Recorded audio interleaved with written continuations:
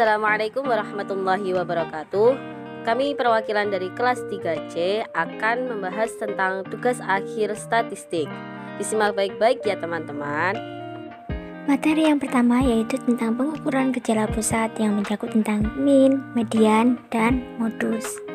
Sebelum melangkah ke soal, kita perlu tahu mengenai pengertian min, median, dan modus. Min atau rata-rata merupakan teknik penjelasan kelompok yang didasarkan atas nilai rata-rata. Min dapat ditentukan dengan jumlah dari keseluruhan data kemudian dibagi dengan banyaknya data. Sedangkan median atau nilai tengah merupakan teknik penjelasan kelompok yang didasarkan atas nilai tengah dari kelompok data dari data yang telah diurutkan dari yang terkecil ke yang terbesar atau sebaliknya. Terdapat dua rumus yang dapat digunakan untuk menentukan median atau nilai tengah suatu data. Cara tersebut bergantung pada ganjil atau genapnya jumlah suatu kelompok data. Bila data genap menggunakan rumus median sama dengan X banyak data dibagi 2 ditambah X banyak data dibagi 2 ditambah 1 dibagi 2. Bila data ganjil menggunakan median sama dengan X banyak data ditambah 1 dibagi 2. Sedangkan modus atau nilai yang sering muncul merupakan teknik penjelasan kelompok yang didasarkan atas nilai yang frekuensinya paling sering atau banyak muncul dalam kelompok tersebut. Soal, hitunglah min, median, dan modus dari nilai hasil UTS Statistik Mahasiswa Prodi PAI semester 3. Diketahui jumlah nilai keseluruhan yaitu 13.409 dan banyaknya data atau siswa yaitu 227. Menghitung min atau rata-rata menggunakan rumus X bar sama dengan jumlah keseluruhan data dibagi banyaknya data sama dengan 13.409 dibagi 227 sama dengan 59,7. Jadi, min nilai UTS Statistik Mahasiswa Prodi PAI semester 3 adalah 59,7. Adapun median atau nilai tengah, berhubung data kita ganjil maka kita menggunakan rumus median sama dengan X banyaknya data ditambah 1 dibagi 2 sama dengan X 227 ditambah 1 dibagi 2 sama dengan X 228 dibagi 2 sama dengan X 114 sama dengan 60. Jadi median nilai tengah dari data nilai UTS Statistik Mahasiswa Prodi PAI semester 3 adalah 60. Modus atau nilai yang sering muncul. Dari data nilai hasil UTS Statistik Mahasiswa Prodi PAI semester 3 adalah 40 yang mana frekuensi kemunculannya mencapai 20. Lanjut materi kedua, pengukuran penyebaran data, yakni varians dan deviasi standar. Apa sih varians itu? Varians adalah penyebaran berdasarkan jumlah kuadrat simpangan bilangan-bilangan terhadap rata-ratanya.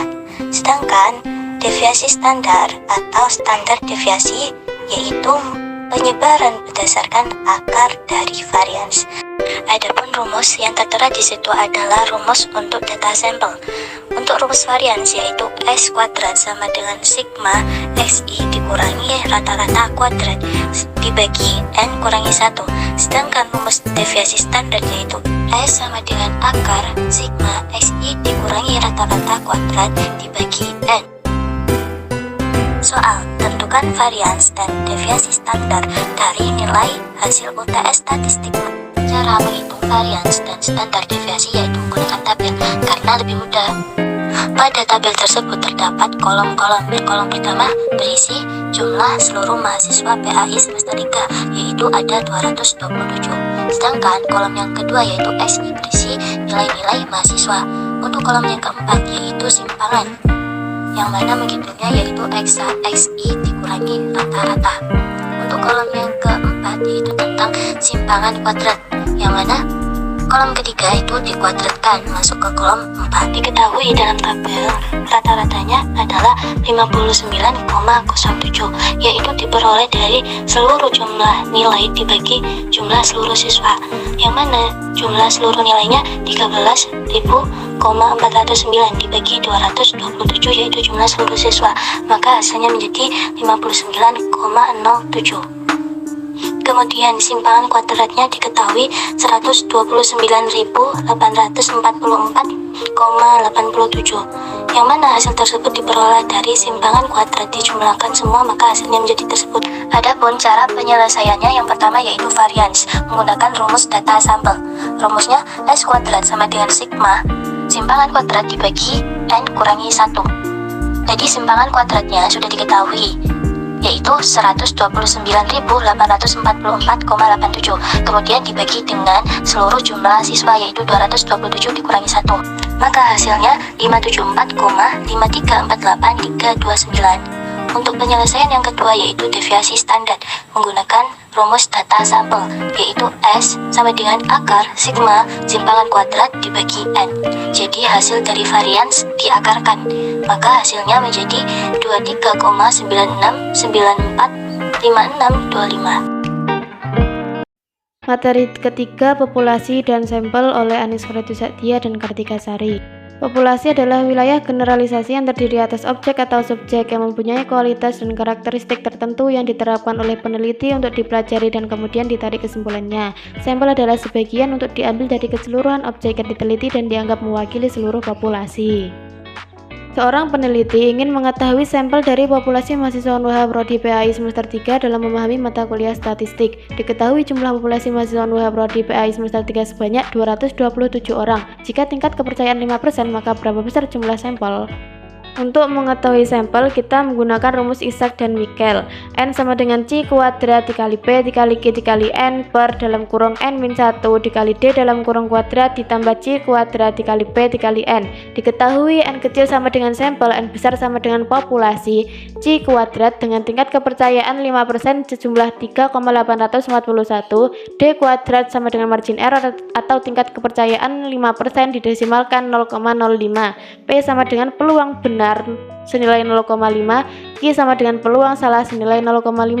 Dengan penjumlahan N sama dengan C kuadrat 3,841 dikali P 0,5 dikali Q 0,5 dikali N besar 227 per dalam kurung 227 dikurangi 1 dikali D kuadrat 0,05 kuadrat ditambah C kuadrat 3,841 dikali P 0,5 dikali Q 0,5 sama dengan 217,97 per 226 dikali 0,0025 ditambah 0,96 sama dengan 217,97 per 0,565 ditambah 0,96 sama dengan 217,97 per 1,525 sama dengan 142,93 dibulatkan menjadi 143.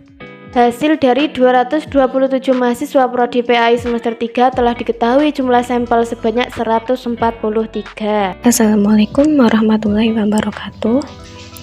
Dalam materi ini akan saya jelaskan sedikit tentang teknik sampling. Teknik sampling adalah cara untuk menentukan sampel yang jumlahnya sesuai dengan ukuran sampel yang akan dijadikan sumber data sebenarnya, dengan memperhatikan sifat-sifat dan penyebaran populasi agar diperoleh sampel yang representatif. Teknik sampling terbagi menjadi dua, yaitu pertama, probability sampling, yaitu metode pengambilan sampel dengan mengasumsikan seluruh anggota populasi memiliki kesempatan yang setara untuk terpilih menjadi sampel. Kemudian kedua, yaitu non-probability sampling, yaitu lawan dari probability sampling. Jadi, pengambilan sampel dilakukan tidak secara acak. Maksudnya, pengambilan sampel tidak memberikan kesempatan yang sama kepada setiap sampel yang dipilih.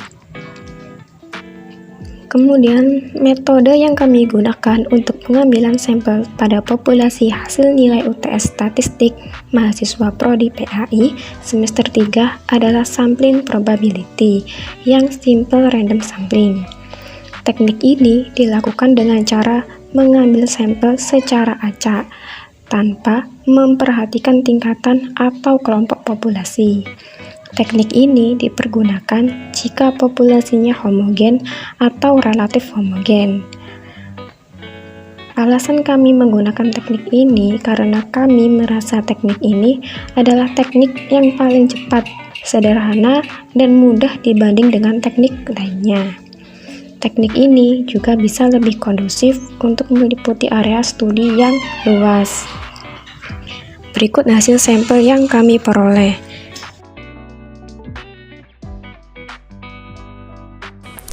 Assalamualaikum warahmatullahi wabarakatuh. Di sini saya Lili Mar'atul Sholiha akan menjelaskan tentang materi kelima, yaitu pengujian normalitas data. Saya di sini dibantu oleh teman saya, yaitu Hilza Safa Septia.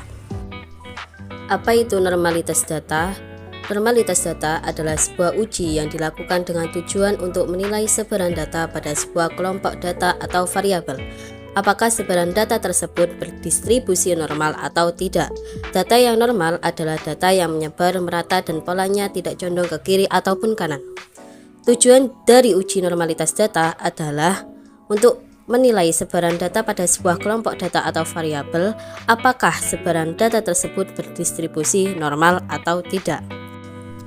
Berikut ini adalah data sampel yang sudah dicari oleh kelompok sebelumnya dengan teknik sampel random sampling atau secara acak. Jadi ada 143 sampel.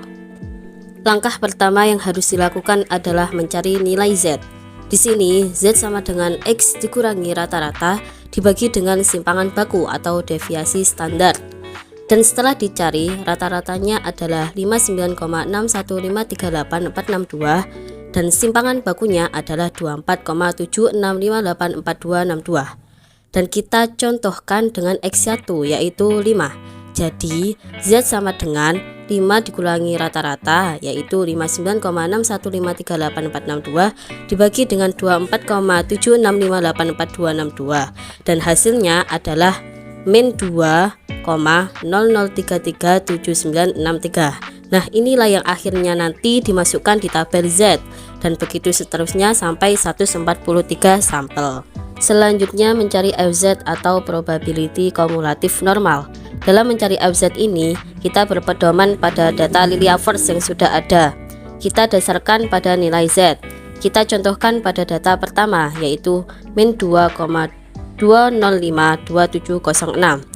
Jadi cara mencarinya di tabel adalah dengan min 2,2 di sini dan juga 0,01 kita luruskan bertemunya di mana, dan ternyata bertemunya ada di 0,013717556. Selanjutnya adalah mencari nilai SZ atau probability kumulatif empiris. Nah, untuk mencarinya dengan membagi X1 ini dengan banyaknya sampel yaitu 143.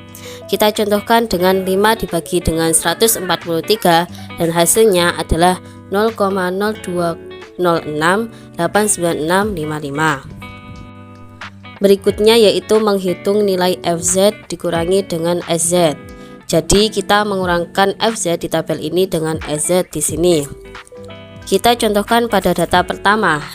Jadi kita mengurangi FZ 0,013717556 dikurangi dengan SZ 0,02068965. Maka hasilnya adalah yang ada di tabel ini yaitu 0,006972099. Itulah cara menghitung FZ dikurangi dengan SZ. Dan selanjutnya adalah mencari nilai L hitung dan L tabel, di mana dalam menentukan apakah data tersebut berdistribusi normal atau tidak, kita harus mengetahui L hitung dan L tabel. Yang pertama adalah mengetahui L hitung, yaitu cara mengetahuinya dengan mengetahui nilai maksimal dari FZ dikurangi SZ yang kita hitung tadi. Dan setelah saya periksa, ternyata nilai maksimalnya adalah 0,065177566. Berikutnya adalah L tabel. Jadi L tabel adalah berdasarkan apa yang kita pakai. Kita tadi memakai alfa 5%. Jadi di sini desimal 5% adalah 0,05 yang kita pakai. Dan karena data lebih dari 30, maka kita luruskan dengan N lebih dari 30. Dan ketemunya adalah 0,886. Kemudian 0,886 dibagi dengan akar N. N ini adalah jumlah data, yaitu 143.